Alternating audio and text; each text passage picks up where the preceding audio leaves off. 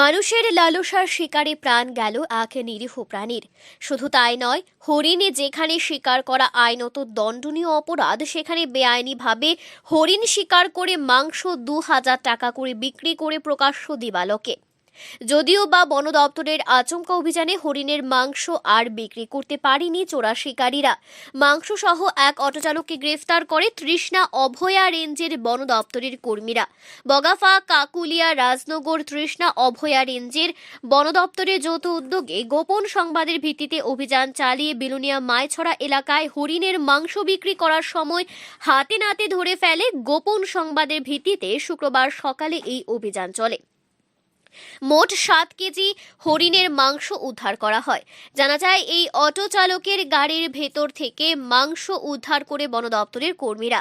পাশাপাশি অটোর মধ্যে এবং অটো চালকের হাতে রক্তের সন্ধান পায় তৃষ্ণা অভয়া রেঞ্জের বন দপ্তরের কর্মীরা। যদিও বা ধৃত অটো চালক হরিণের মাংস বিক্রি করেনি এবং হরিণ শিকারের কাণ্ডের ঘটনার সাথে জড়িত নেই বলে দাবি করেছেন।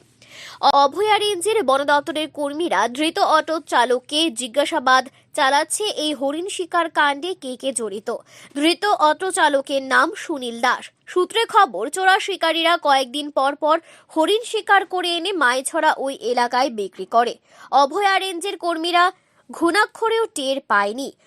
অবশেষে গোপন সংবাদের ভিত্তিতে হরিণের মাংস উদ্ধার সহ ধৃত এক অটো চালক।